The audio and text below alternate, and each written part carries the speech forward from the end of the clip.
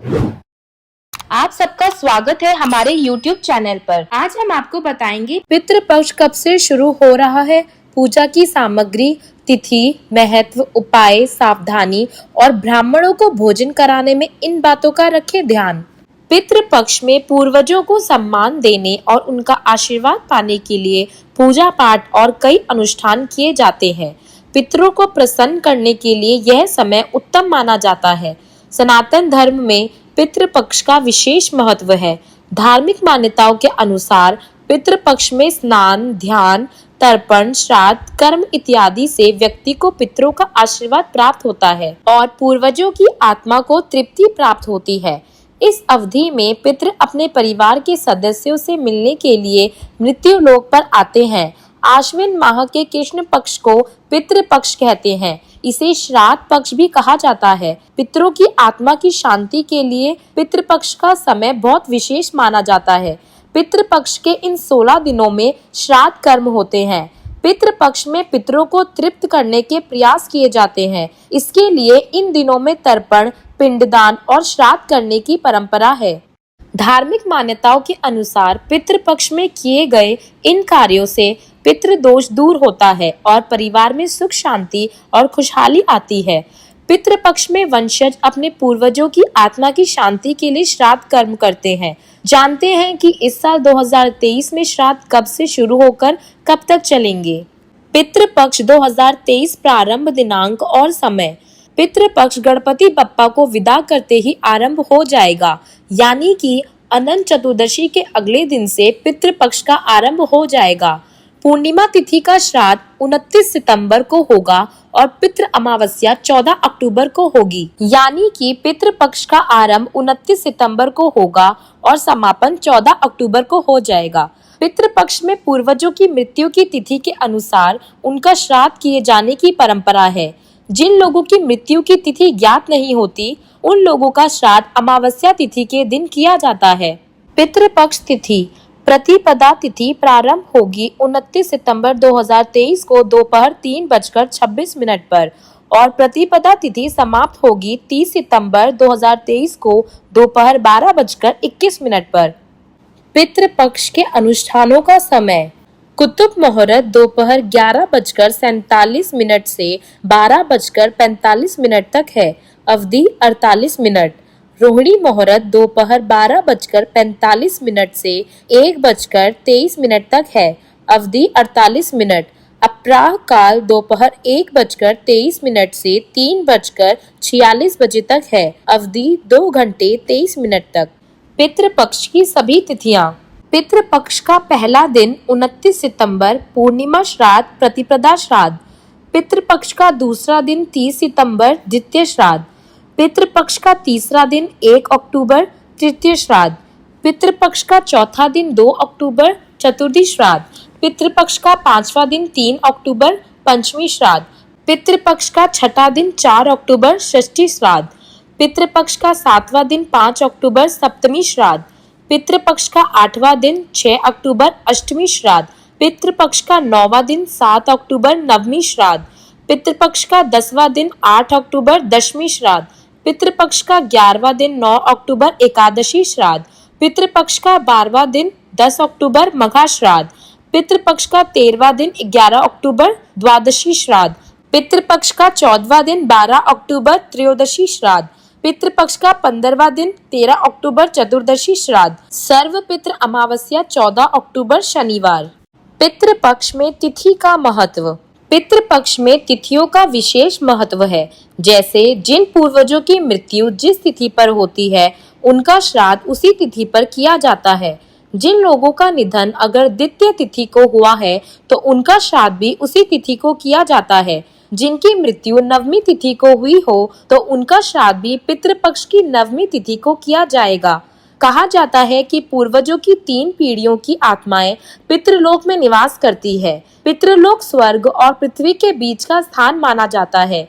यह क्षेत्र मृत्यु के देवता यम द्वारा शासित है, जो एक मरते हुए व्यक्ति की आत्मा को पृथ्वी से पितृलोक तक ले जाते हैं। ऐसे में जब आप पितृपक्ष के दौरान श्राद्ध कर्म करते हैं, तो पितरों को मुक्ति मिलती है और वे स्वर्ग लोक में चले जाते हैं। ब्राह्मणों को भोजन कराने के नियम। पितृपक्ष में किसी ब्राह्मण को आदर और सम्मान पूर्वक घर बुलाएं और भोजन कराएं। ब्राह्मणों को भोजन कराने से पहले परिवार के किसी सदस्य को न दें। ब्राह्मणों को भोजन कराने के बाद गाय, कुत्ते, कौवे को भोजन करवाएं। श्राद्ध का आरंभ दोपहर के वक्त किया जाना शास्त्रों में सही बताया गया है। ब्राह्मणों के सहयोग में मंत्रोच्चार के साथ श्राद्ध आरंभ करें और उसके बाद जल से तर्पण करें। उसके बाद पितरों का ध्यान करते हुए उनसे भोजन स्वीकार करने की प्रार्थना करनी चाहिए।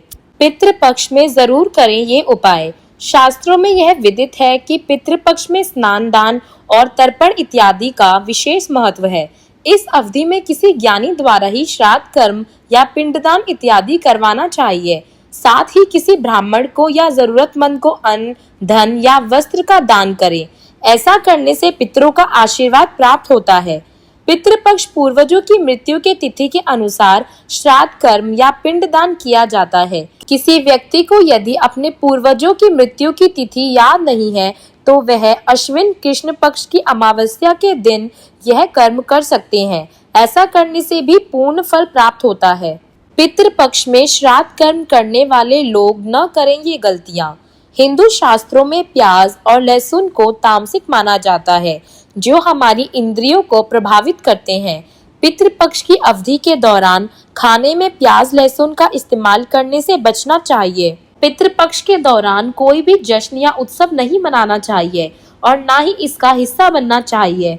इस अवधि में किसी भी तरह का जश्न मनाने से आपके पूर्वजों के प्रति आपकी श्रद्धा प्रभावित होती है। पितृपक्ष की अवधि को अशुभ माना जाता है, इसलिए इस दौरान कोई भी नया शुरू ना करने की सलाह दी जाती है।